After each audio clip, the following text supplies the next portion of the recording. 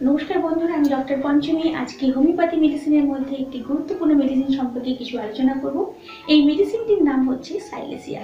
তাই সাইলেসিয়ার চারটি গত লক্ষণ, তার ব্যবহার ও মাত্রাই হচ্ছে আজকে আলোচ্য বিষয়। সবার আগে বলে রাখি, সাইলেসিয়া পুঁজ ও ক্ষতস্থানে বিশেষ উপযোগী একটি মেডিসিন এবং অস্থিমজ্জায় যদি ক্ষয়প্রাপ্ত হয় সেটি পুষ্ট করতেও সাইলেসিয়া খুবই উপযোগী একটি মেডিসিন হিসেবে গণ্য করা হয়। সাইলেসিয়া হচ্ছে ডিপ অ্যাক্টিভ মেডিসিন, তাই বারবার এই মেডিসিনটি যদি ব্যবহার করা হয় তাহলে সেটি পরিণাম ভালো হয় না। তাই সাইলেসিয়া দেওয়ার পর কিছুদিন অপেক্ষা করতে হবে যেই বিষয়ে দেওয়া হয়েছে, তাহলেই দেখা যাবে যে বিষয়ের জন্য সাইলেসিয়া প্রয়োগ করা হয়েছে সেটি আস্তে আস্তে উপশম পাচ্ছে। এবার আসি সাইলেসিয়ার চারটিগত লক্ষণ কি হবে।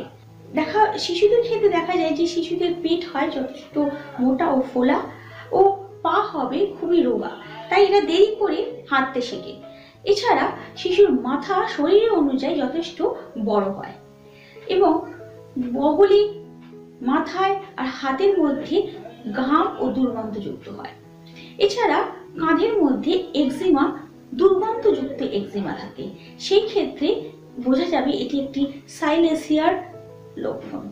দ্বিতীয়ত হচ্ছে শিশু এক নাগাড়ে প্রচন্ডভাবে কান্নাকাটি করবে এবং তাদের থামানো সম্ভব হয় না, এমনকি তাদের কোষ্ঠকাঠিন্য বোধও থাকবে এবং মলত্যাগের সময় প্রচন্ডভাবে কষ্ট পাবে।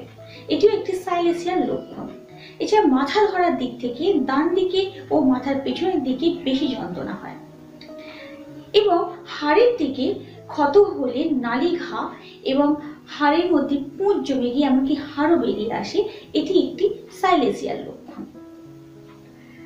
এছাড়া সাইলেসিয়ার লক্ষণের মধ্যে দেখা যায় যে ঠান্ডার সময় এই রোগটি বৃদ্ধি পায় ও অমাবস্যা পূর্ণিমাতেও যে কোনো রোগীর বৃদ্ধি আসে। কিন্তু যদি কোনো পেশেন্টের যদি পুঁজ হয় এবং সেই পুঁজ যদি পাতলা হয় এবং রক্তবো কালারের হয় এবং যদি সেই ক্ষতস্থানটি সেরে গিয়েও পুরোপুরি না সারে শক্ত হয়ে থাকে, তাহলেও হয়ে যাবে এটি সাইলেসিয়ার পেশেন্ট। এছাড়া হেপাস সালফার ও সাইলেসিয়া এই দুই ওষুধই কিন্তু ঠান্ডার সময় বিশেষ করে বৃদ্ধি পায় আর রোগী গরমের সময় একটু আরাম ভোগ করে। গ্ল্যান্ড ফোলাতে ও আঙুল হারার ক্ষেত্রেও সাইলেসিয়া খুবই উপকারী একটি মেডিসিন। এমনকি যদি কোথাও আঘাত লেগে গিয়ে পুঁজ জমে থাকে সেক্ষেত্রেও কিন্তু সাইলেসিয়া প্রয়োগ করলে যথেষ্ট আরাম পায়। যাদের অস্থি সমস্যা থাকে তাদের ঠান্ডাকালে এমনকি বাতাস লাগলেও প্রচন্ডভাবে তাদের অসুবিধা বৃদ্ধি পায়। তাদের যে পুঁজ হয় সেটা খুব হালকা অথবা খুব গাঢ় মাখনের মতন হয় এবং অস্থির মধ্যে সোস পর্যন্ত পরিণত হয়। সেই ক্ষেত্রে যদি সাইলেসিয়া দেওয়া যেতে পারে তাহলে রোগীর যথেষ্ট উপশম হবে।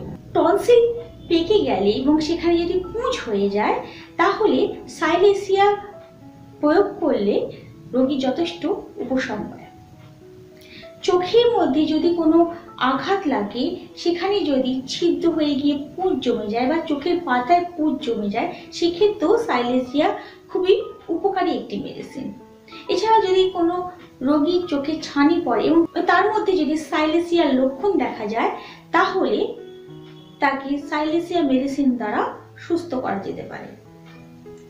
এছাড়া রোগী রোদের মধ্যে প্রচন্ড কষ্ট পায় এবং চোখে প্রচন্ড ব্যথা হয়, এমনকি স্পর্শ করলেও যন্ত্রণা হয়, বুঝে থাকলেও যন্ত্রণা হয়, সেক্ষেত্রেও কিন্তু সাইলেসিয়া খুবই উপকারী একটি মেডিসিন। এছাড়া হেউরাইটিস টিস্যুতে যদি আঘাত লাগে বা সেখানে যদি পুঁজ জমে যায় এবং দাঁতের মাড়ির ভেতরে যে হাড় যদি পচে গিয়ে সেখানে ছিদ্র হয়ে পেকে যায় এবং পুঁজ জমে যায়, সেক্ষেত্রে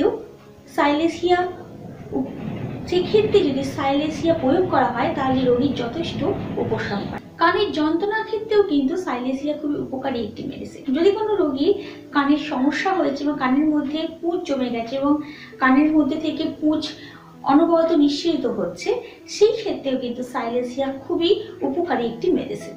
বারংবার প্রসাব আসছে এবং বা যদি কোনো শিশু রাতের বেলা বারবার বিছানায় প্রসাব করে দিচ্ছে, সেটা যদি কৃমিগ্রস্ত হয় সেক্ষেত্রে যদি সাইলেসিয়া গ্রহণ করা হয় তাহলে রোগীর যথেষ্ট আরাম আসে।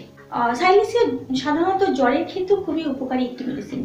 যদি কোনো জ্বর রাতে 12টা থেকে 9টা অবধি আসে এবং তারপরে যদি রোগী সারাদিন শীত শীত লাগে, আবার সন্ধেবেলা জ্বর আসে এবং যদি রোগীর পিপাসা না পায়, এবার মাথা, হাতে এবং বুকের মধ্যে ও কানের পাশে যদি টক টক ঘামের গন্ধ আসে, সেই ক্ষেত্রেও কিন্তু সাইলেসিয়া প্রয়োগ করলে রোগী যথেষ্ট আরাম পায়।